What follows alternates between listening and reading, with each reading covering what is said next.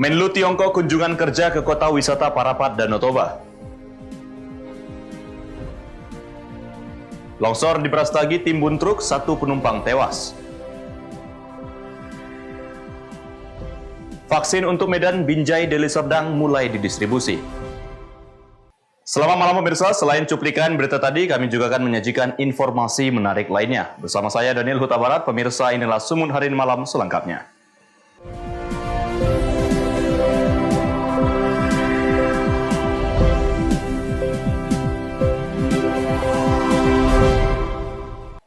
Kita ke informasi pertama, pemirsa. Menteri Luar Negeri Republik Rakyat Tiongkok Wang Yi melakukan kunjungan kerja ke beberapa wilayah di Danau Toba.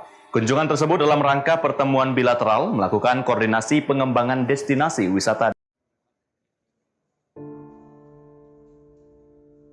Setibanya Menteri Luar Negeri Republik Rakyat Tiongkok Wang Yi di Hotel Niagara Parapat, Kabupaten Simalungun, Sumatera Utara pada Selasa sore 12 Januari 2021 disambut oleh Menteri Koordinator Bidang Kemaritiman dan Investasi Indonesia, Jenderal TNI Purnawirawan Luhut Binsar Panjaitan, didampingi para delegasi Republik Indonesia bersama Bupati Simalungun JR Saragi dan Forkopimda Simalungun lainnya dengan mengikuti protokol kesehatan COVID-19.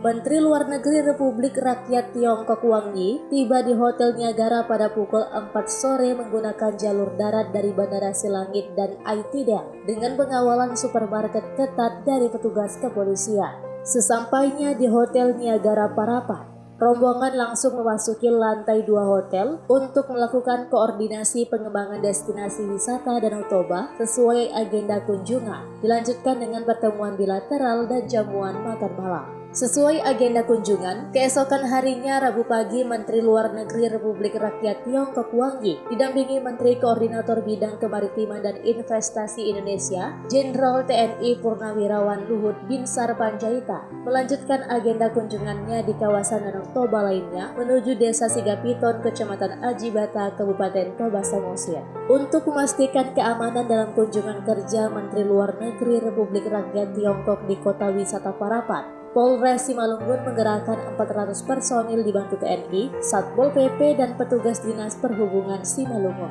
Dosi Simarmata melaporkan untuk Eva Rina TV.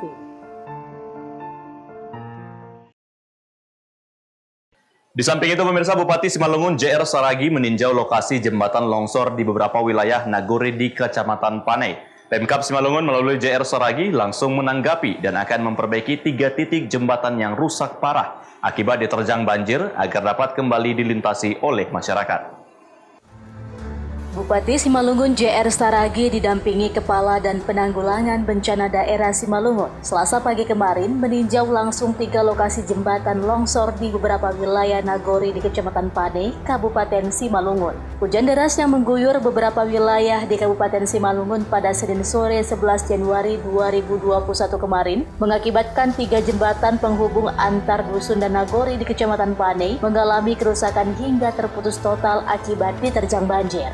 Kerusakan terparah terjadi di Nagore Jangkir Leto yang menghubungkan dusun Tombuan Panai, jembatan penghubung antar dusun di Nagore Rawang Pardomuan Nauli, dan jembatan di dusun Parsaguan. Saat melakukan peninjauan, Pemkab Simalungun melalui JR Saragi langsung menanggapi dan akan memperbaiki 3 titik jembatan agar dapat kembali dilintasi oleh warga. Perbaikan ini rencananya akan mulai direalisasikan pada Rabu tanggal 13 Januari 2021 sampai target penyelesaian 3 bulan mendatang. Ini kan jalannya sudah putus total. Jadi hari ini saya minta Dinas Bencana untuk langsung menanganin. Dan jembatannya, ya karena kita lihat sudah nggak memadai lagi, saya minta untuk diganti sekalian langsung. Jadi supaya ini bisa dimanfaatkan untuk masyarakat, termasuk daerah sini kan banyak masyarakat kita dalam pertanian. Jadi mereka tidak terhambat untuk perputaran ekonomi dalam suasana COVID ke depan ini. Proses pengerjaannya kapan akan dilaksanakan, Pak? Mulai hari ini sudah masuk alat berat, dan saya minta mulai hari ini sudah mulai dikerjakan.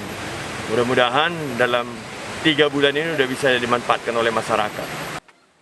Hingga saat ini, pihak pemerintah Nagori masih melakukan upaya gotong royong membuat jalan alternatif agar warga dapat beraktivitas kembali, sembari menunggu selesai perbaikan dari pemerintah Kabupaten Simalungun. Selain infrastruktur, lahan pertanian maupun kolam ikan milik warga juga dilaporkan banyak yang mengalami kerusakan akibat diterjang banjir. Yosi Simarmata melaporkan untuk Eva Rina TV.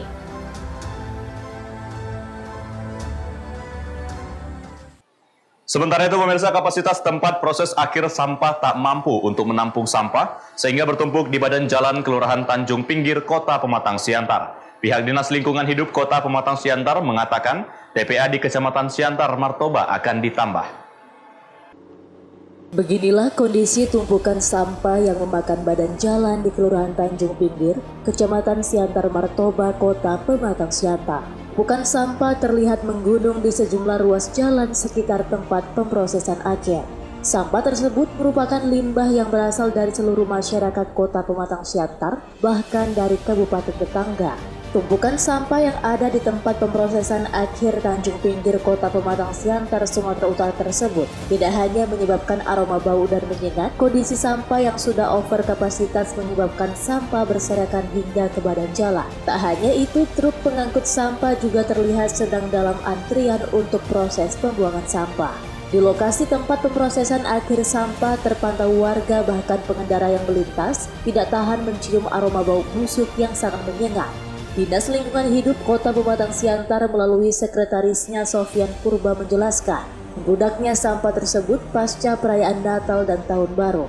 Ia juga mengatakan terbatasnya alat berat menjadi faktor penumpukan sampah dan juga kondisi cuaca yang sering hujan mengakibatkan terganggunya proses pengerjaan.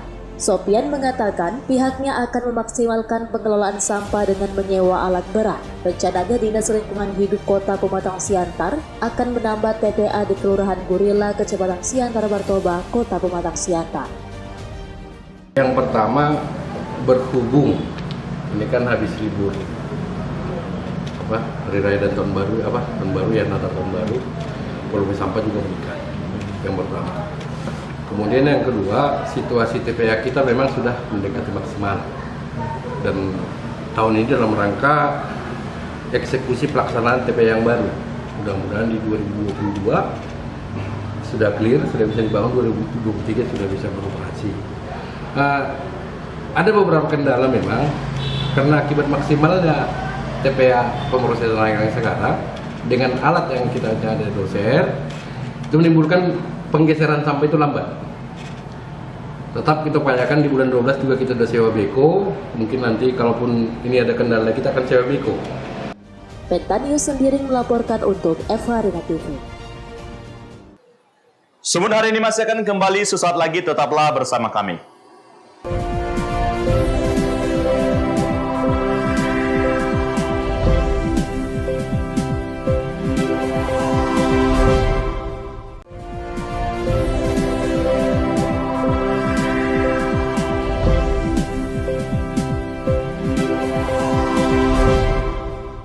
Terima kasih Anda masih bersama kami. Pemirsa, tanah longsor terjadi di ruas Jalan Brastagi Medan kilometer 5960 Tahura, Desa Doulo, Kecamatan Brastagi, Kabupaten Tanah Karo, Sumatera Utara, Selasa malam pukul 21.30 waktu Indonesia Barat. Material longsor menimpa truk dan mengakibatkan satu penumpangnya tewas.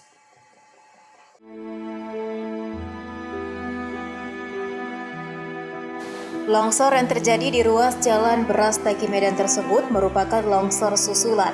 Sebelumnya pada Selasa siang longsor terjadi dan mengakibatkan material longsor menutupi ruas jalan, hingga mengakibatkan arus lalu lintas dari arah Medan, Tanah Karo dan sebaliknya tidak dapat dilalui. Longsor susulan kembali terjadi pada Selasa malam. Material longsor seperti tanah, batuan dan batang pohon menimpa satu unit truk yang melintas. Longsor tersebut mengakibatkan bagian depan rusak parah.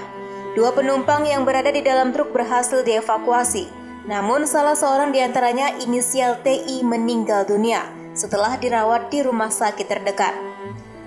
Saat ini kondisi arus lalu lintas di lokasi longsor sudah dapat dilalui. Personel lalu lintas Polres Tanah Karo terpaksa melakukan rekayasa dengan buka tutup jalur dari arah Medan Brastagi dan sebaliknya. Tim gabungan TNI, Polri, dan Basarnas serta pemerintah daerah telah melakukan pembersihan material longsor. Ya, kejadiannya betul hari Selasa, itu kurang lebih pukul 21.55 terjadi longsor di jalan Brastagi, Medan. Akibat dari longsor tersebut mengakibatkan 2 korban, 1 meninggal dunia dan 1 luka berat. Saat ini tim TNI, Polri, kemudian pemerintah daerah setempat, Dinas Pekerjaan Umum, Dinas Perhubungan, dan masyarakat mau membahu untuk membersihkan material longsor agar ruas Jalan Brastagi Medan itu bisa dilalui kembali. Dan Polres tempat sudah melakukan rekayasa lalu lintas untuk lalu lintas bisa kembali normal. Wahyu Pratama melaporkan untuk Eva Rina TV. Sementara itu pemirsa, 2 pelaku spesialis pencuri tanaman hias Senin sore sempat terekam kamera CCTV. Aksi tersebut terjadi di salah satu rumah warga yang berada di Kecamatan Sunggal, Kabupaten Deli Serdang, Sumatera Utara. Atas kejadian tersebut, korban mengalami kerugian jutaan rupiah. 2 pelaku spesialis pencurian tanaman hias sempat terekam kamera CCTV di salah satu rumah warga di kawasan Jalan Baru, Kecamatan Sunggal, Kabupaten Deli Serdang, Sumatera Utara.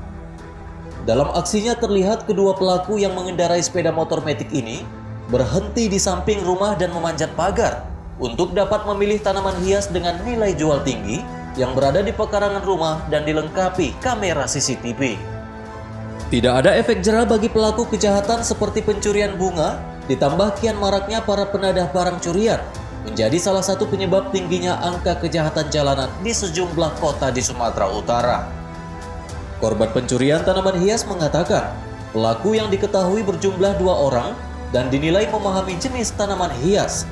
Saat menjalankan aksinya, kedua pelaku masuk ke halaman rumah dengan memanjat pagar dan mengambil 9 pokok tanaman hias jenis aglonema yang memiliki nilai jual tinggi. Sepertinya spesialis memang udah tahu dia bunganya. Buktinya masih ada yang ditinggal karena yang diambil semua bang yang mahal. Nah, cara dia masuk ke rumah kita seperti apa? Lompat dari pagar. Tadinya dia berusaha ngambil dari luar pagar, ternyata tangannya nggak leluasa ngambilnya, lompat dari pagar.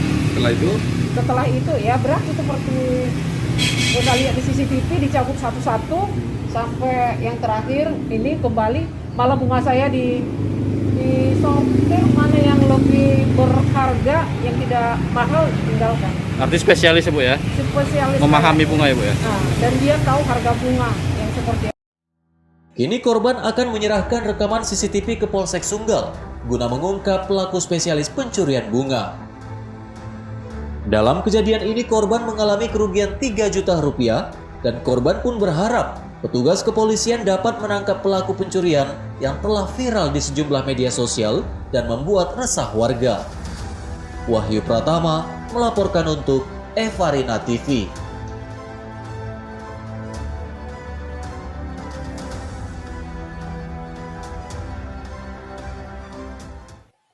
Kita ke informasi lainnya, pemirsa. Seorang bocah berusia 5 tahun, warga Asahan, mendadak viral di media sosial memperagakan tutorial makeup.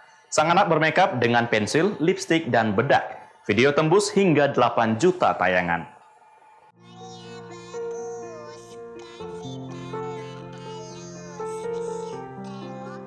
Inilah video viral di media sosial. Neha Aulia Fajia, bocah berusia 5 tahun, warga desa Seissilau Buntu Pane, Asahan, Sumatera Utara. Video berdurasi 2 menit lebih ini viral hingga 8 juta tayangan dan dibagikan sebanyak 187.000 di akun Facebook ibunya. Neha Aulia sambil bernyanyi lagu karangannya sendiri yang diberi judul Oh Credit, memperagakan tutorial makeup layaknya orang dewasa. Dalam video, Neha terlihat menggunakan pensil biasa yang diukir di alisnya, memakai bedak hingga menggunakan lipstik. Pasca viral, rumah Neha Aulia juga ramai dikunjungi warga yang penasaran dengan sosok Neha. Tanggal 4 masuk sekolah semalam. Itu Menyangka nggak video makeup itu viral gitu Pak? Iya, nggak nyangka sama sekali. Nggak nyangka. Nggak nyangka ya. Alat makeup itu didapat dari mana? Nggak dapat dari mana, cuman alat makeup saya sendiri dipakai, digunakan sendiri untuk alat makeup dia. Itu video dia ngambil sendiri atau gimana? Iya, ngambil sendiri. Keluarga tidak menyangka, aksi Neha kini telah viral dan banyak ditonton orang baik dari dalam negeri hingga luar negeri. Wanda Pratama melaporkan untuk Eva Rima TV. Semut hari ini masih akan kembali sesaat lagi, tetaplah bersama kami.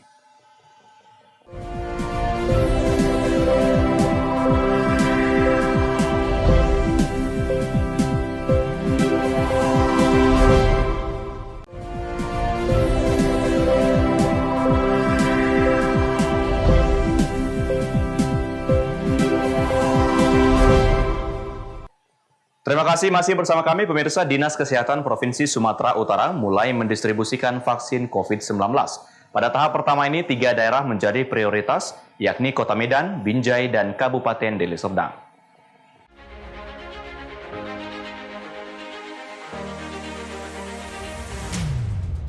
Setelah sebelumnya disimpan di gudang obat Dinas Kesehatan Provinsi Sumatera Utara, vaksin COVID-19 mulai didistribusikan ke daerah.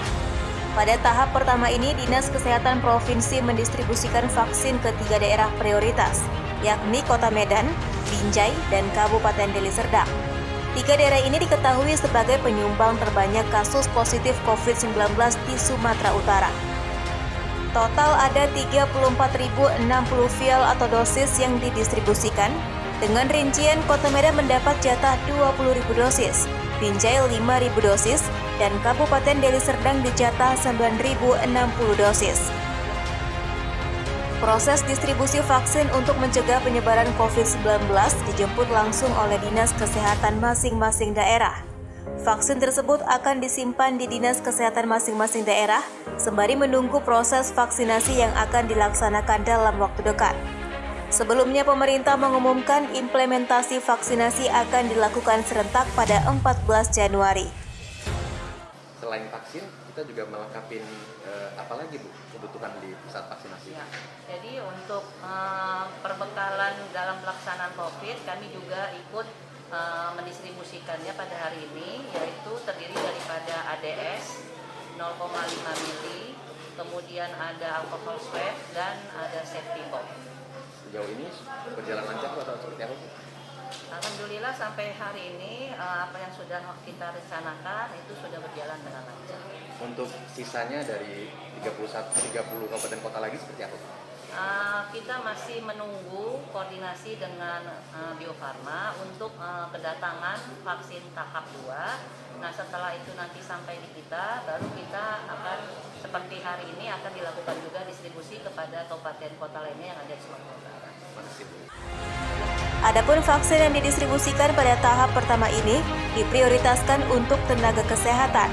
Saat ini pihak Dinas Kesehatan telah memvalidasi data tenaga kesehatan yang akan divaksinasi, terutama di 3 daerah tersebut. Selain itu, sejumlah pejabat daerah, mulai dari gubernur hingga masing-masing kepala daerah, juga direncanakan akan divaksinasi pada tahap pertama ini. Jadi hari ini kita mendapat distribusi vaksin dari provinsi untuk Dinas Kesehatan Kota Medan sebanyak 20.000 vaksin dan juga logistiknya, alkohol swab dan lain-lain kelengkapannya. Nah, dan ini rencana dibawa ke Dinas Kesehatan Kota Medan. Sementara ditaruh di situ di forumnya. Dari 20.000 itu berarti menjangkau sasaran tenaga kesehatan berapa ya Bu? Sebenarnya kita Kota Medan ini kan untuk awal ya, untuk awal ini mungkin untuk 20.000 ini untuk tenaga kesehatan dulu, karena sesuai arahan untuk yang diutamakan nakes. Satu orang nakes kan dapat 2 Bu, apa ini? Dua pihak untuk 2 kali pemberian.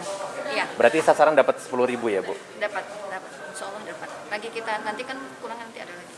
Bu, ini untuk jajaran Dinas Kesehatan Medan saja atau termasuk rumah sakit swasta seperti? Semuanya, yang ada di Dinas Kesehatan dan juga yang ada di Kota Medan, nakes yang ada di Kota Medan, termasuk rumah sakit yang sudah mendaftarkan anggotanya. Adapun dalam implementasi vaksinasi tersebut, Dinas Kesehatan telah melatih sedikitnya 1.500 vaksinator, baik dokter, perawat maupun bidan. Para tenaga medis disebar di seluruh daerah di Sumatera Utara untuk melakukan vaksinasi sebagai upaya mencegah penyebaran COVID-19. Daniel Pekwali melaporkan untuk Eva Rina TV.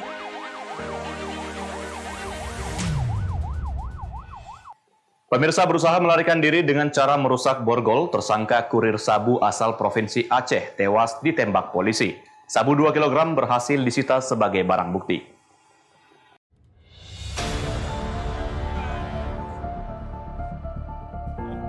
Inilah video detik-detik tersangka ditangkap polisi saat berada di dalam bus jurusan Aceh Medan di Jalan Medan Binjai, Sumatera Utara, Senin petang.